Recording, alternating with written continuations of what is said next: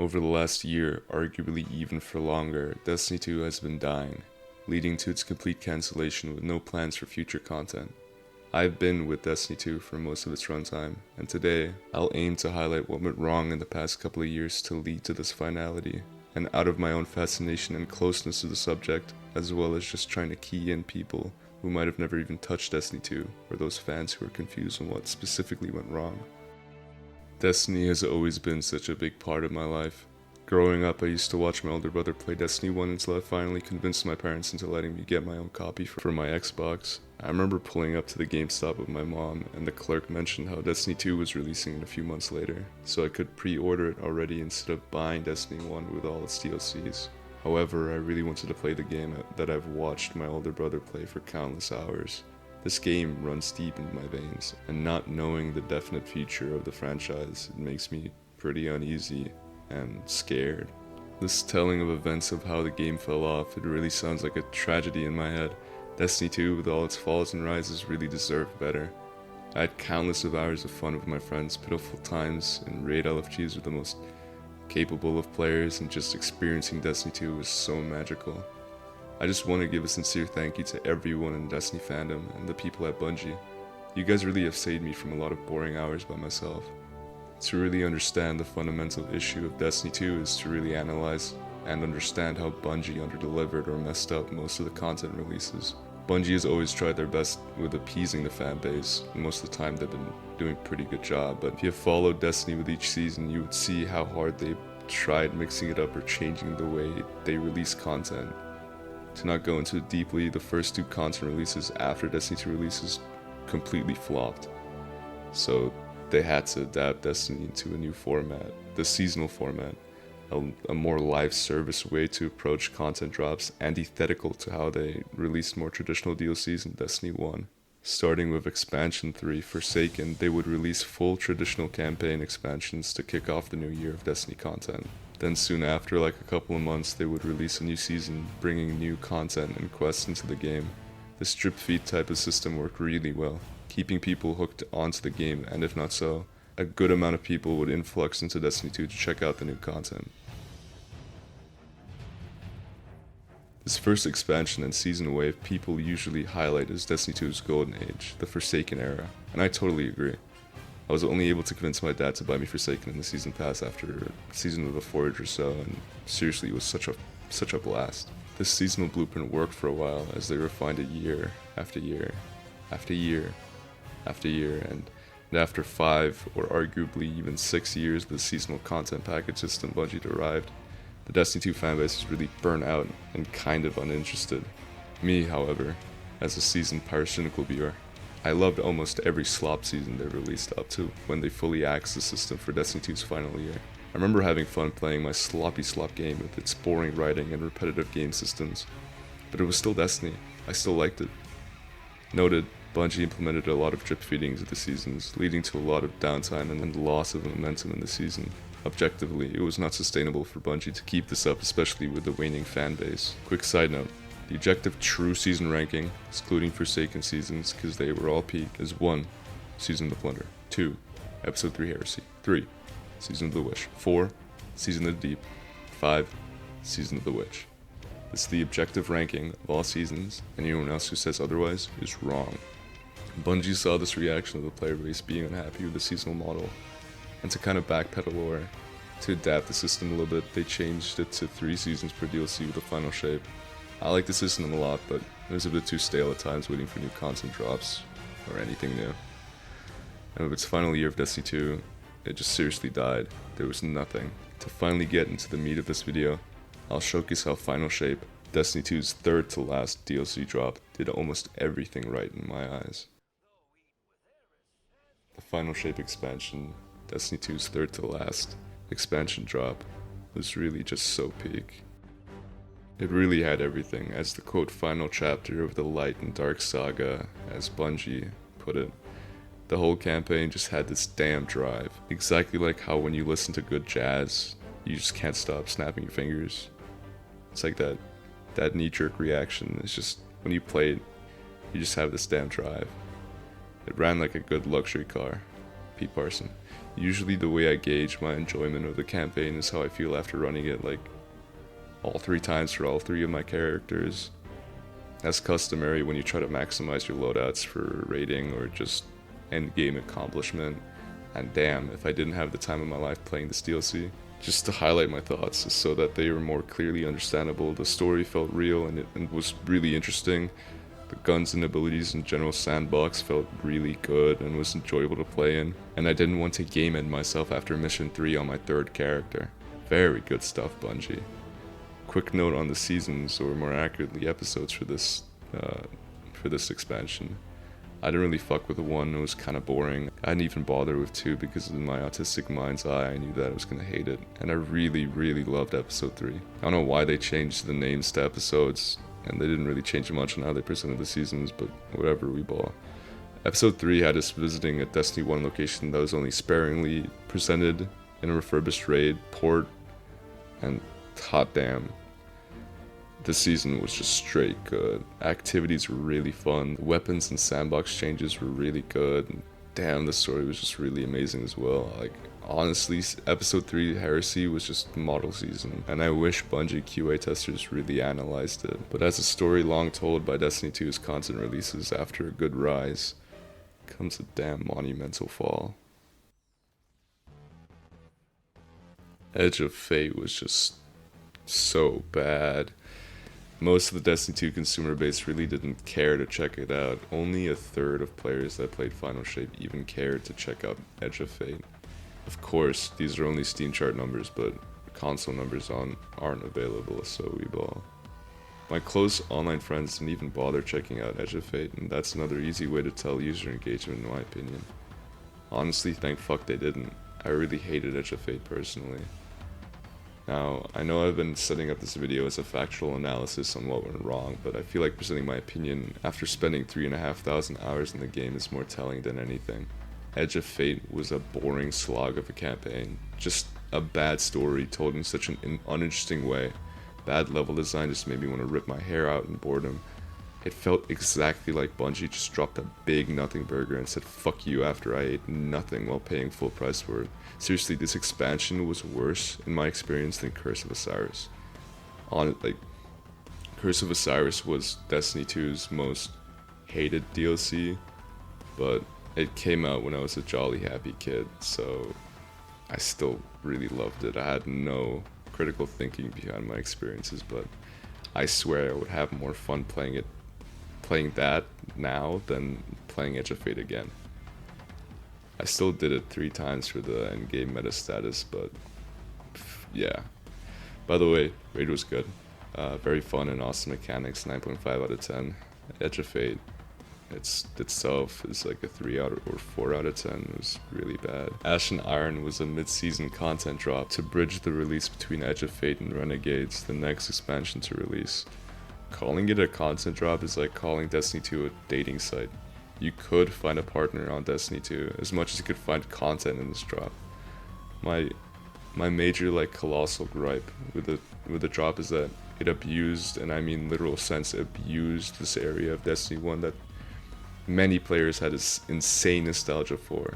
The Plaguelands housed one of Destiny's most interesting faction of enemies and lore behind them, the Siva. Now, in Destiny 1, we completely nuked the entire civilization of Siva off the face of the system, so bringing them back would be a major retcon. However, Ash and Iron brought nothing to the table. Good comparison is how Ash and Iron was this nothing burger, right? Served on this beautiful fancy table set with just gorgeous silverware that the customer was dying to finally use, all for the experience to get absolutely muddied with no food to be eaten. This is the most I could have said for Ash and Iron. An exotic drop, never did the mission. I hope it was fun, I guess. It was like this cool fucking axe thing that was like the relic from Destiny 1, but yeah. I really liked the premise of Renegades. However, it was released in the year of the flop, so, you know.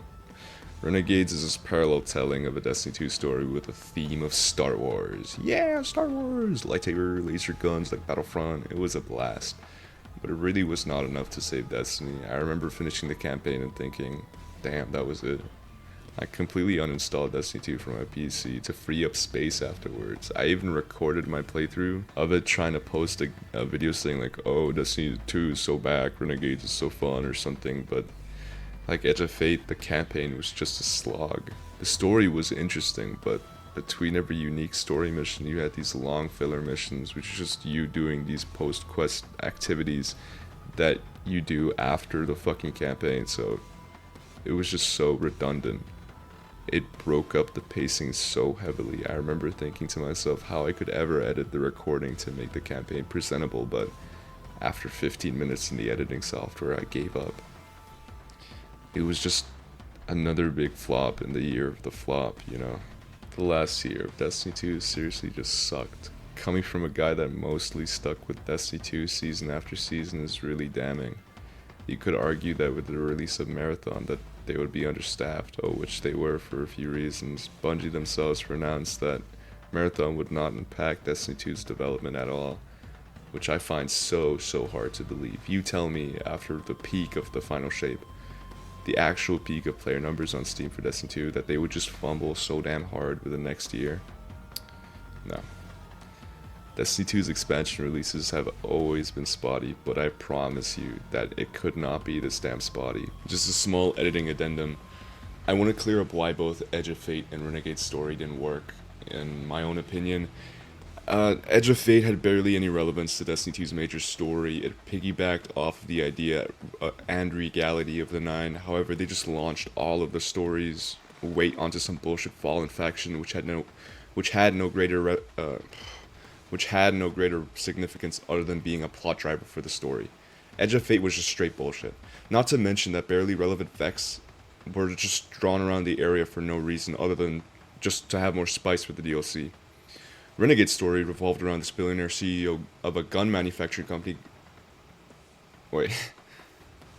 Renegade's story revolved around the son of a billionaire CEO of a gun manufacturing company got mad and communed with one of the Nine, becoming Dredge and LARP. Seriously, this story got so boring, but it could have been so much greater. If they actually did a good Resistance-esque story, Star Wars story, in the theme and relevancy of Destiny, it would have been so peak. Alright, that's my editing rant. Now, on to finally the true reason why Destiny 2 flopped. Also, a quick side note, I'm sorry this video is a little bit like rushed, because I'm trying to get this up for 7 and it's currently 5:30 at the time of editing.